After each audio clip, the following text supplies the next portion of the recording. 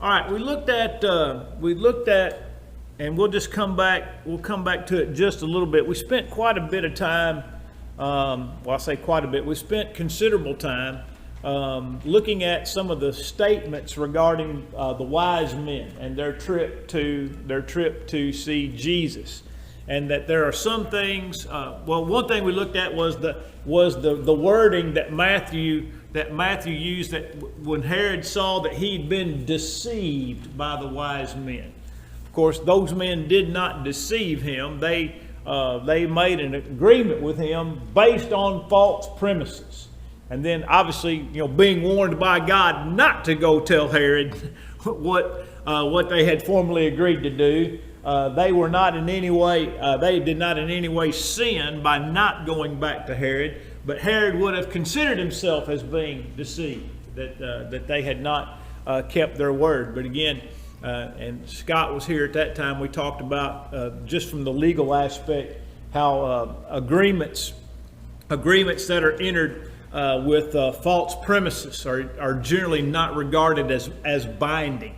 And so when people misrepresent themselves, whatnot, that the agreement cannot be bound as a matter of legality, and that would have certainly been the case with this incident. Also, it bears noting that these men came from the east, which probably means they were from. Doesn't mean that they were east like we're east of Hamilton. It means like the east, like from perhaps as far as the Orient, or certainly as far away as what we would call modern day Iraq, in that, or Persia. And so the appearance of the star was simply to inform them of the birth of Jesus and direct them to where Jesus was.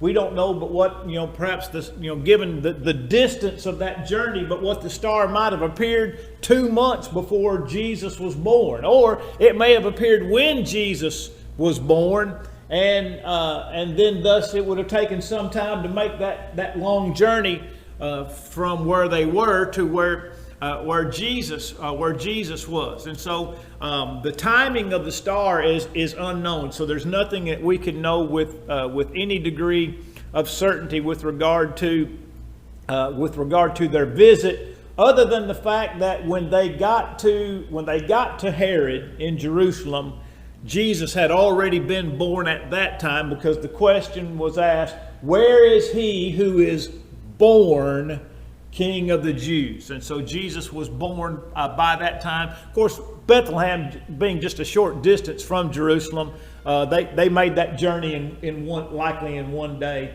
once they were told that he was born and was in Bethlehem. And so then we talk a little bit about, and I think it bears repeating. And by the way, this is something that I have thought about for a long time.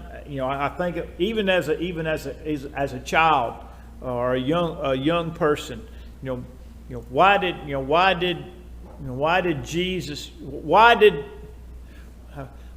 God allow all those other babies to be killed but not allow Jesus to be killed? I guess it was, why didn't God protect all the other babies in the same way that he protected Jesus? And of course, one is that, first and foremost, that Jesus was integral to God's plan to save all humanity. So, you have of necessity a requirement, or the need to protect Jesus from Herod's intent. So then, why not protect the other babies? For example, in the Old Testament, when the prophets were being killed, that there was a priest who hid a number of prophets in a cave to protect them, and he fed them and kept them safe in a cave. But yet other times prophets were not protected, and the reason is that God has given all of us free will. And that God is not going to override. He is not going to override our free will. Herod was still Herod, and God having given Herod free moral agency, had to let Herod exercise that free moral agency. And so, there's, and it's a difficult thing. It's a difficult thing to kind of wrap our heads around sometimes. Why did God do certain things in some situations and not in other situations? Again, why did God allow one man to hide 50 prophets in a cave, and yet on the other hand he allowed Doeg the Edomite to kill all the priests and all the people on behalf of Saul the king? Why are prophets protected here, and why are they slaughtered here? Again, it's just a matter of God allowing to exercise a free will. Of course, in the case of protecting the prophets, the priest exercised his free will to protect the prophets, and so free will is a difficult thing. When we think about it in the mind and in the intent or the plan of God. And I love what it says. It says, our answer to this question, it's in the bottom of the Flight to Egypt section. It says, our answer to this question must include three wills: Herod's will, Satan's will, and God's will. And so there are all these things have to be taken into consideration. By Herod's will, it means that man is a free moral agent. And then I think we talked a little bit about what kind of world would we live in if nobody ever had to suffer the consequences of bad choices?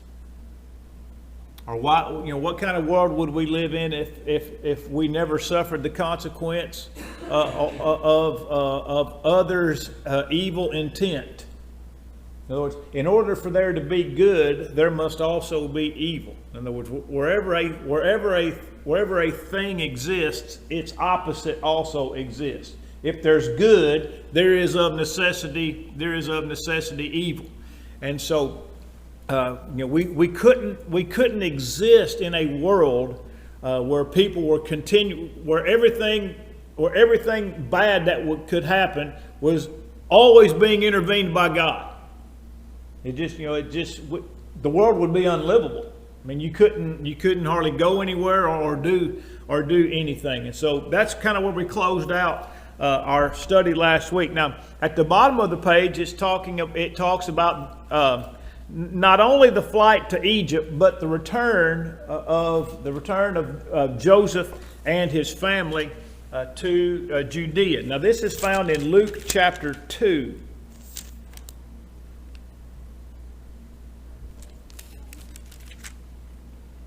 Verse 30. It says, here's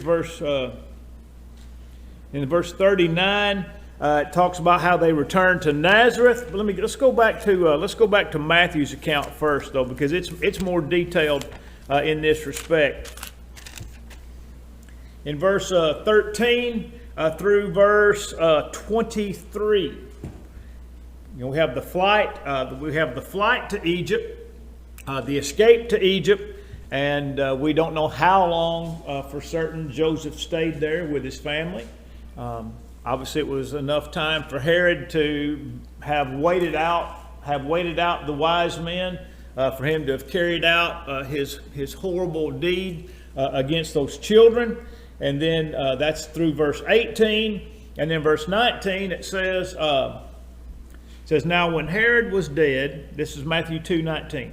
Now when Herod was dead, behold, an angel of the Lord appeared in a dream to Joseph in Egypt, saying, Arise, take the young child and his mother, and go to the land of Israel, for those who sought the child's life are dead.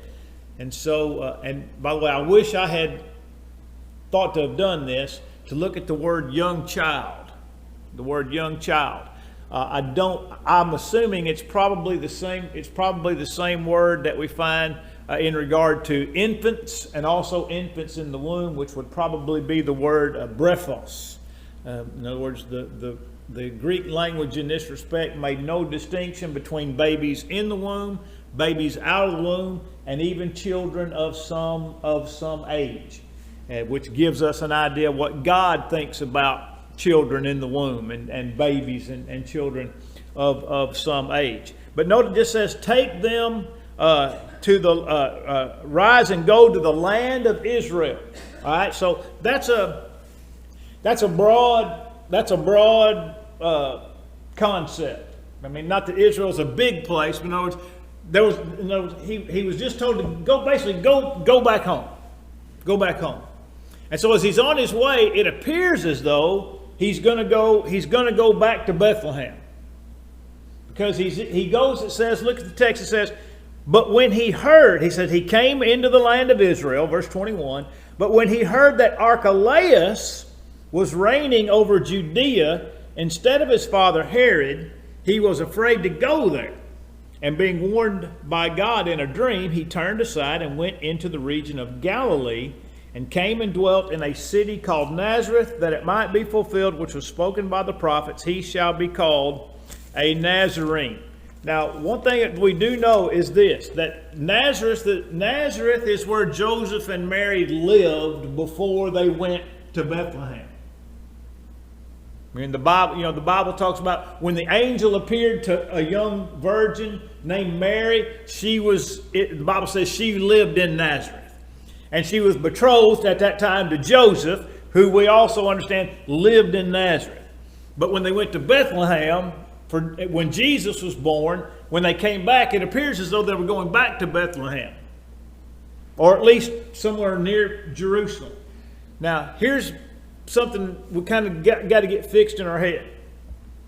When Jesus was born, Herod ruled over all of Israel as a singular king. Okay?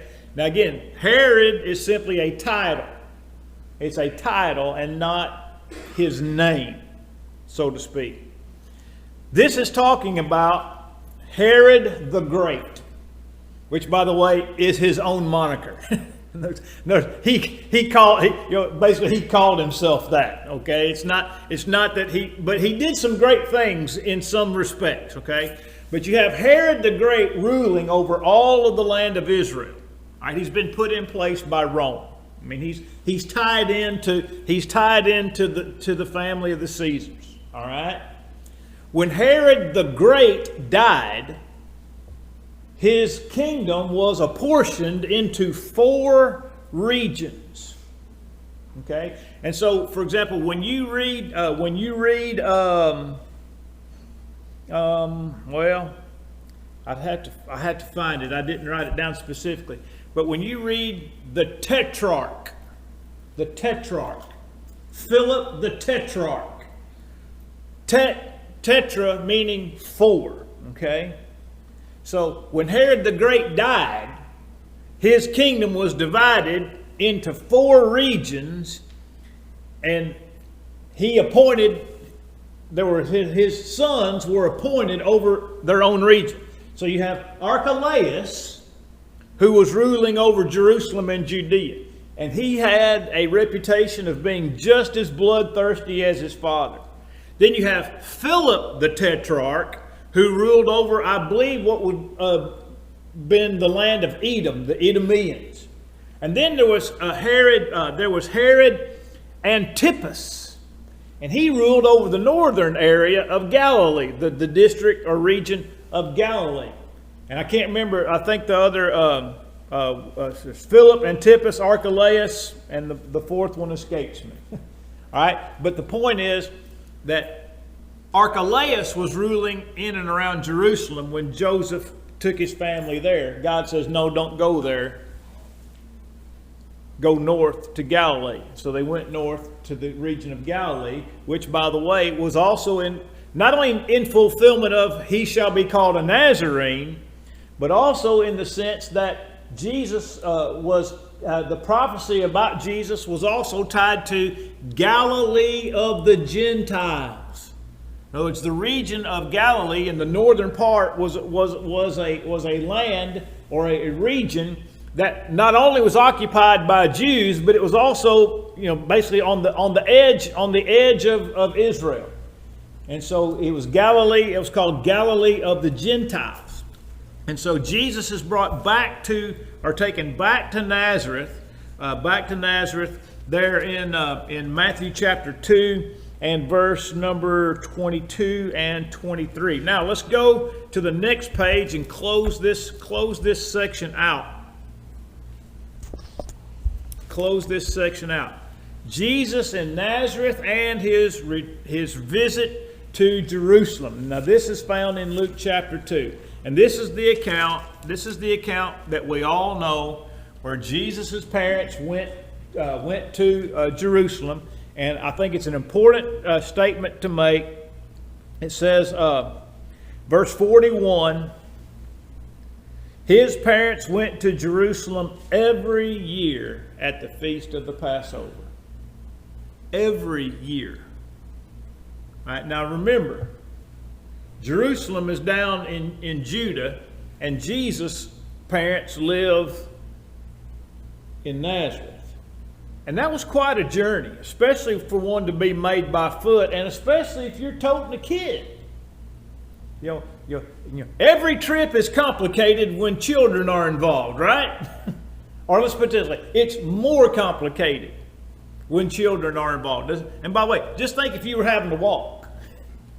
You're having to walk and you have children involved. The Bible says they went to Jerusalem every year at the feast of the Passover. His parents were dedicated, faithful Jews. They did everything they could to keep the law as best as they possibly could. Now note in verse number 40, let's go back, looking at just this very simple description of Jesus for 10 years, covering the return from Egypt. Well, let's just say he's 2 years old. Up till verse 42, where he's 12 years old. What does it say about him in verse 40? The child grew and became strong in spirit, filled with wisdom, and then the grace of God was upon him. And then verse 52 says, and Jesus increased in wisdom and stature and in favor with God and man, or God and men. Now that's the statement after the temple incident. But the text is clear in regard to Jesus, that he was strong in spirit, filled with wisdom, and the grace of God was upon him. And so at the top of that page, the second page there in lesson 8, says that Luke describes Jesus' growth. He was God, but he was still man, and he grew like a boy grows. He was a baby, he was a boy, he was a young man, and he was a man. In other words, how else could he become one of us? And then there's the statement with regard to the apocryphal gospels are far-fetched and factitious. I think I made mention that one of the gospels, one of the apocryphal gospels claims that Jesus made little clay sparrows come to life. In other words, somebody had made some clay sparrows and Jesus made them come to life. And another one has Jesus as a young child killing another child who had done something bad. I think had wronged Jesus in some way, and Jesus as a child struck him dead. And so obviously that's not the Jesus that we know. And so we have to reject all of these fanciful stories of the apocryphal gospels. And it says Jesus was perfect at every stage, but he did not take over his class at school. I'm not sure exactly what that means. But in verse 46 and 47, we find his interaction with the teachers, that is, the experts in the law. It said he was sitting in the temple in the midst of the teachers, both listening to them and asking them questions. And all who heard him were astonished at his understanding and answers. Now, Jesus didn't. In other words, Jesus didn't walk into the temple at age 12 and stand up on the podium and start lecturing these guys. I mean, he was still a boy. He's in the temple. He's sitting. We might think about how Mary sat at the feet of Martha. Mary sat at the feet of Jesus while Martha served. In other words, she was sitting there listening to Jesus. Jesus was in the temple listening listening to these teachers, these experts in the law. And the Bible says at some point he was allowed to speak. He was allowed to speak. And the implication is that Jesus was expressing an understanding of the law through the questions that he asked. In other words, the questions that he asked as he was sitting there listening indicated that he was way yonder above what you would expect from a 12-year-old. And it says they were amazed, astonished at his understanding, now the word says his answers. That just simply means the statements that he made or the questions that he asked. Now, I want to note something here in this paragraph, all right? It's in the third line. It says that 12 was an important age for a Jewish boy. And then at the end it says, he was called a son of the law. All right? You're all familiar, I'm sure, with the term bar mitzvah, right? Bar mitzvah. Bar mitzvah is Hebrew for son, bar, mitzvah, or mitzpah, meaning law. All right, and so in modern times, and for the last several hundred years, there has been the Jewish custom of having a bar mitzvah, or a presentation of a 13-year-old boy as a son of the law. All right. Now, the lesson says that at the age of 12, Jesus was called a son of the law. Now, here's where I'm going to get sideways with the author of the lesson and the book. There is not one shred of evidence for that. Not one. There is not one biblical text. There's not one biblical command. There's not one biblical example. There's not one biblical implication that the age of 12 had any particular importance in the life of Jewish boys. All of that came after Jesus was already dead, buried, resurrected, and ascended. Okay? In other words, the author of this material has taken what is modern and worked it back to Jesus. Huh? That's exactly right, Sean. At that time, there was no such custom. There was no such custom. There was no law. There was no commandment. There's no indication that at the age of 12 or the age of 13, for that matter, had any special meaning in the life of a Jewish boy. There is only one age. Okay, there is only one age in the Old Testament that marks an important time in the life of a Jewish male, and that is the age of 20. That is the age of 20. Under the Jewish law, a Jewish man could not be called to war until he was 20 years old and up. When they numbered the men of war, they numbered them from the age of 20 upward. When God drew a line in the rebellion of the Jews in the wilderness, when they refused to go into the land of Canaan, who was it that died in the wilderness? Everybody from what? From 20 on up. That's considered the men of war. That's just considered the men, period. The men, period. I mean, by the way,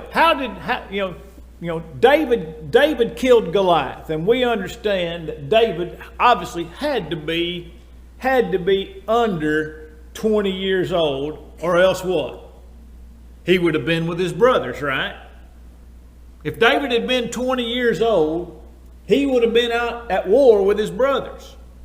Apparently all of his brothers were of the age of war.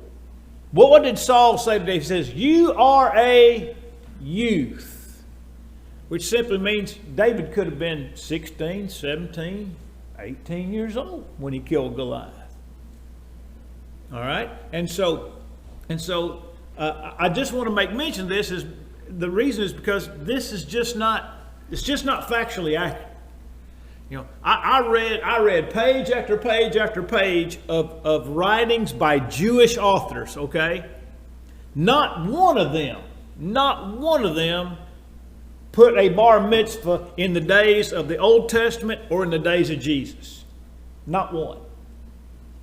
It is purely a Jewish tradition that arose after the days of Jesus.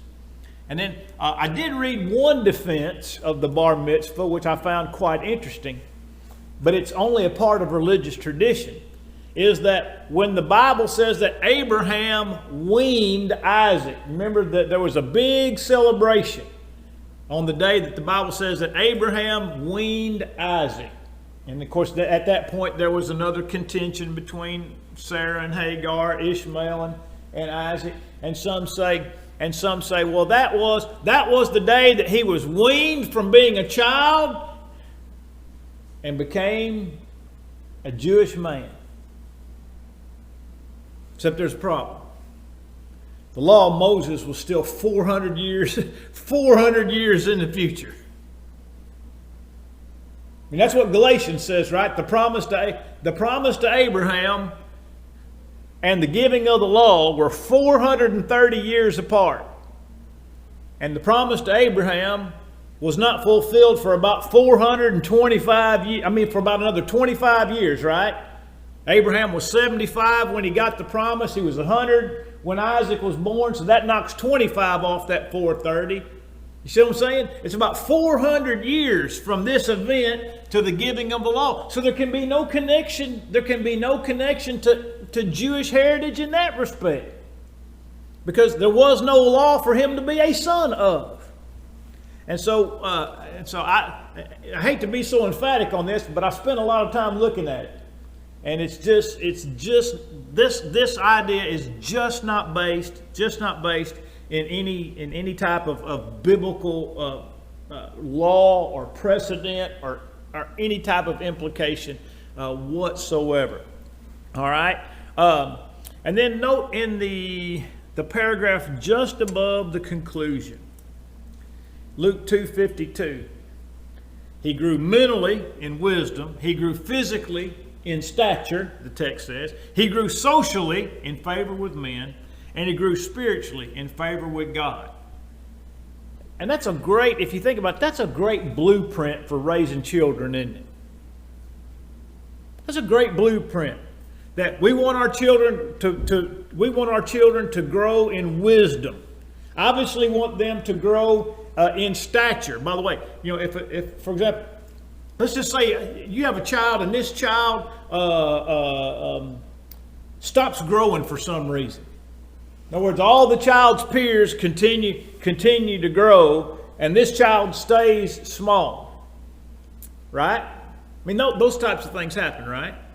So what do we do? Or what do we know?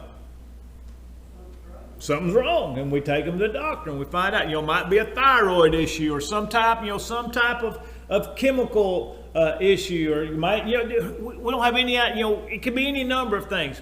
But when a child doesn't grow physically the way that he should, then we are concerned and we investigate that. Well, what about when our children don't grow spiritually?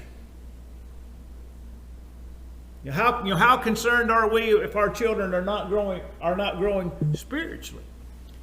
And by the way, it seems to be that the most important ones in the text are not the most important ones that we think about.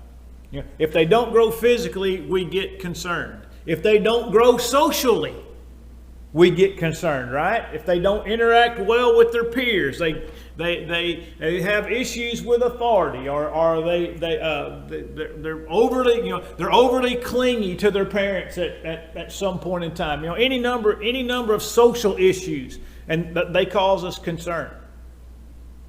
But we also need to be concerned with their spiritual development, and especially with their spiritual development. I got to tell this, in 2017, we had 4 lectures at PTP for the teens.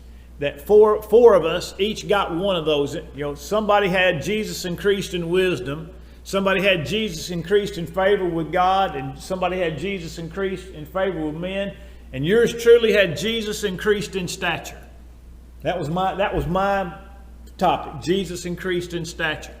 And that was the year that Bill and I got caught in traffic in Chattanooga and Knoxville. I'd picked him up at the airport, and I stayed on the phone the whole time. I was 3 minutes late getting to my lecture. 3 minutes late. I didn't even park my truck. I pulled up to the front door of the convention center, piled out my Bible, and just started sprinting right down the concourse. And my good friend Kevin Kane was leading singing while the kids had about 300 kids in that room waiting on me. And man, I literally ran in, swiped up the microphone, just put it on as I went to the podium and started preaching. But one thing I made mention of course, I had Jesus increased in stature, and I said, "Listen, this is all this means." But we're going to talk specifically about it. It just means Jesus grew up. He grew up. All right. Now, implied in that, and necessarily implied in that, is Jesus had to deal with little brothers and sisters. Of course, all you teenagers are interested in how to treat their little brother and sister, right? Well, not really, because we know how they're going to treat them. But Jesus grew up in a household with brothers and sisters. Matthew 13:55, Jesus had to deal with little brothers and sisters. That means he had to deal with pesky little punks. And yet, Jesus was perfect in every way. He was the perfect big brother. And then I talked about that if Jesus increased in stature, then Jesus was a teenage. He was a teenage boy. And that means that Jesus had to deal with all the matters pertaining to being a teenage boy. I said, just look around here. Just look around this audience. And there's teenage boys in this room that are eyeballing some teenage girl, and there's teenage girls that's eyeballing some teenage boy. I said, and there's nothing wrong with that as long as your mind stays pure. There's nothing wrong with being attracted to somebody, thinking they're pretty or handsome or whatever. But none of us can ever picture Jesus sitting on one side of the synagogue with all the men, and kind of glancing over at the women's side at some cute little Jewish girl, trying to or her looking across, the synagogue and of course everybody in this room can relate to this. When you catch eyes, you don't intend to catch eyes, but you catch eyes just briefly and you turn your eyes away. Well, it's happened to all of us. What does that mean? That means it happened to Jesus, right? It happened to Jesus. I think I made some reference to me sitting in church and stealing a glance at some cute girl at church. I said she wasn't Jewish, but you know what I mean. Well, that's all part of the Jesus increased in stature. He had to be a big brother. He had to be a teenager. He had to be a man who learned a trade. I mean, he's the son of a carpenter. When he turned 18, and by the way, we don't have any idea how old Jesus was when Joseph died. And we only assume that Joseph died because we never hear about Joseph after Luke chapter 2.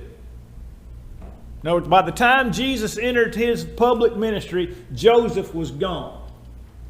All right? And the only reasonable assumption is that Joseph was dead. And so Jesus had to take on that role. And I can just tell you something. It's different in that part of the world than it is here. Because in our part of the world, it's not always the oldest that gets entrusted with the care of the parents. But in that part of the world, it is. We dealt with Ghanaians, and we've dealt with people, in that part of the world, and everything. The burden falls solely on the shoulders of the oldest. And sometimes they can't even get help from their younger siblings, because the younger siblings know this is his problem, not mine. Now that's a sad thing to think about. But Jesus had the burden of providing for his mother when his father died. The Bible says Jesus was about 30 years old when he began his public ministry. So from whatever time Joseph died until Jesus was 30, Jesus was in charge of providing a living. We don't think about Jesus in those terms. We don't think about Jesus working in secular work, so to speak, for 10 years to provide for himself and for his mother and perhaps his younger brothers who may have still been living at home at some point during that time. But that's all part of the life and experience of Jesus. Jesus understood the pressures of taking care. And by the way, Joseph could have been sick for a long time, right? And Jesus could have had to taken care of his sick father and provided for his mother and his family. In other words, just about everything that we can consider as a burden. And look, it's not, that might not be the right word, all right? If something happened to Freeman or Mom and the other one had, to come live with us, I wouldn't consider that a burden. I'd consider it my obligation and duty. But that doesn't mean it's not difficult. All right? In other words, it should never be considered a burden to take care of your parents, but it still doesn't mean it's not difficult. And it can wear on you. All right? And so Jesus probably experienced every bit of that with his father and with his mother and with his brothers, with his brothers and sisters. And so when we start thinking about, these silent years, just look at the facts that we have in hand. Look at the facts that we have in hand and understand Jesus was in charge of that. All of those responsibilities fell on his shoulders.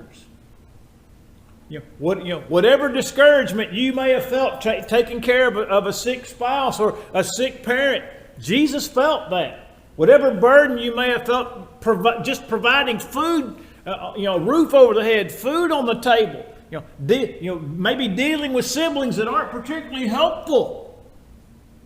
Jesus dealt with all of that. He understands all those things.